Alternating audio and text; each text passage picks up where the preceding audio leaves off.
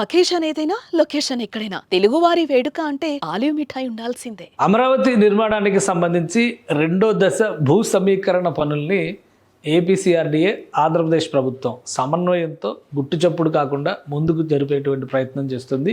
ఈరోజు 4 గ్రామాల్లో భూ సమీకరణకు సంబంధించినటువంటి సమావేశాలని సిఆర్డీఏ అధికారులు నిర్వహించారు. స్థానిక ఎమ్మెల్యే కూడా ఇందులో భాగస్వామి అయ్యారు. పెదకూరపాడు నియోజకవర్గ పరిధిలోకి వచ్చేటువంటి ఈ 4 గ్రామాల్లో 9,116 ఎకరాల వరకు భూముల్ని సేకరించాలనేటువంటి ఆలోచన చేస్తున్నారు. అలానే దాదాపు 4,800 మంది రైతులకు సంబంధించినటువంటి భూములు ఇందులో ఉన్నట్టుగా ఒక అంచనా వస్తుంది. సో ఈరోజు ఒక గ్రామ సభ జరిగింది. ఆ గ్రామ సభలో ఆయా గ్రామాల్లో రాబోయేటువంటి రోజుల్లో మరిన్ని నిర్వహించనున్నారు.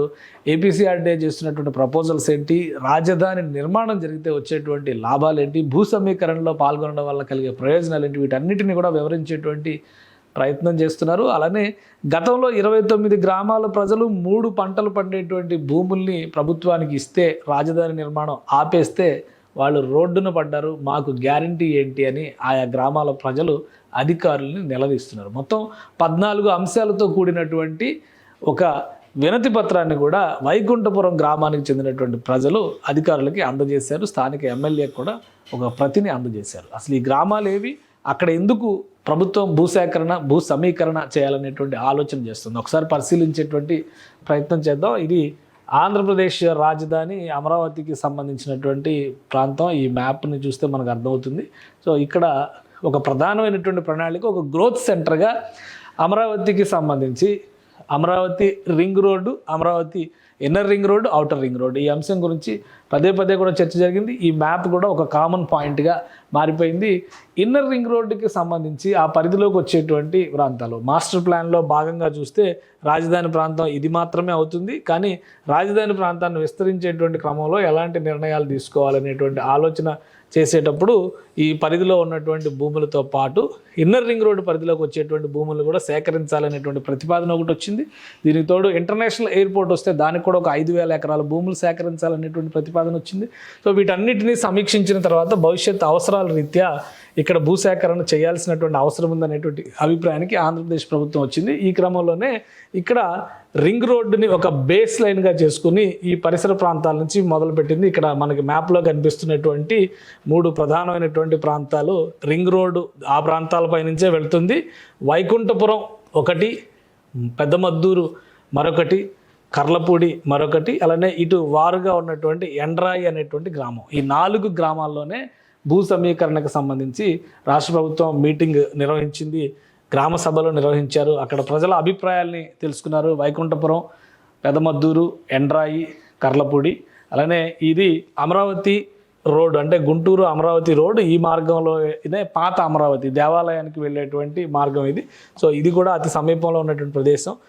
ఇవన్నీ కూడా ఇన్నర్ రింగ్ రోడ్డు పైకి వచ్చేటువంటి ప్రాంతాలు, ఇది కొంచెం పక్కగా వచ్చేటువంటి ప్రదేశం. సో ఈ 4 ప్రాంతాలపైన రాష్ట్ర ప్రభుత్వం ఇప్పుడు ఫోకస్ చేసింది.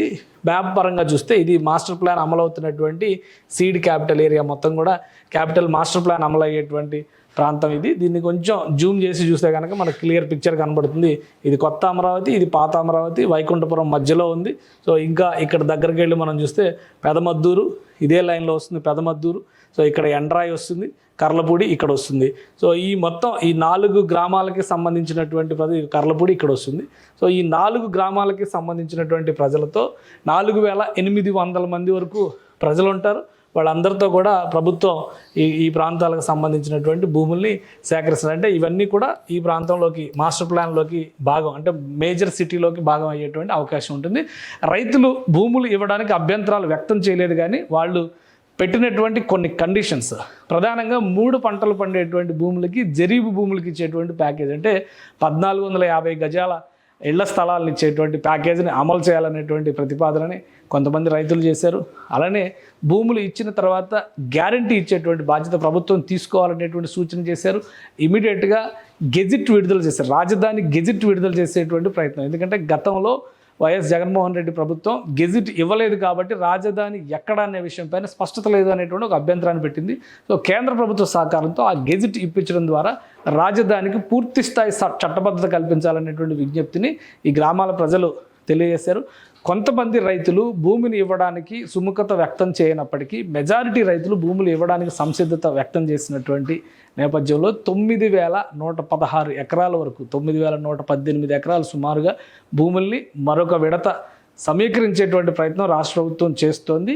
కానీ ఈ ప్రాంతం అంతా కూడా ఇన్నర్ రింగ్ రోడ్డు పరిసర ప్రాంతాల్లో ప్లస్ వీళ్ళకి ఇచ్చేటువంటి ప్లాట్లు కూడా ఇన్నర్ రింగ్ రోడ్డుకి లోపలికే ఇవ్వాలనేటువంటి విజ్ఞప్తిని చేశారు. ఆల్రెడీ కొంతమందికి రుణాలు ఉన్నాయి. ఆ రుణాలకు సంబంధించినటువంటి మాఫీ కానీ లేదా రీలోన్ ప్రాసెస్ను కానీ ఏ విధంగా చేస్తారనేటువంటి సందేహాలు అడిగారు. మొత్తం ఈ చర్చ అంతా కూడా గ్రామ సభల్లో జరిగింది. సో ఇది మొదటి విడత, మొదటి అడుగు కింద మనం చూడాల్సి ఉంటుంది.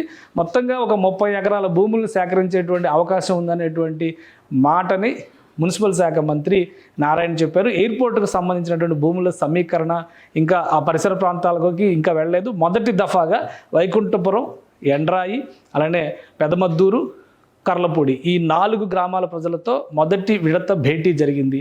వాళ్ళ అభిప్రాయాలు తీసుకోవడం, వాళ్ళు ఇచ్చినటువంటి విజ్ఞాపనలు తీసుకోవడం ద్వారా ఏపీసీఆర్డీఏ రాష్ట్ర ప్రభుత్వ అధికారులు వీటన్నిటిని మదింపు చేసి రెండవ దశ భూ సమీకరణ దిశగా ఎలాంటి ప్రణాళికని ఆవిష్కరిస్తారనేది ఆసక్తికరంగా ఉంది. ప్రధానమంత్రి మోడీ మే 2వ తేదీన వస్తున్నటువంటి సమయంలో ఈ గ్రామ సభలు నిర్వహించడం పట్ల కూడా ఆసక్తి ఉంది. ఒకవేళ ప్రజల్లో వ్యతిరేకత ఉంటే మోడీ వచ్చేటువంటి సందర్భంలో కూడా నిరసన తెలియజేసేటువంటి ప్రమాదం ఉంటుంది. అయినా కానీ ప్రభుత్వం ప్రజల పల్స్ తెలుసుకున్న తర్వాతనే ఆయా ప్రాంతాల్లో భూ సమీకరణ దిశగా అడుగులు వేస్తున్నట్టుగా తెలుస్తుంది. మొదటి విడతగా 4 గ్రామాలపైన ఫోకస్ పెట్టారు.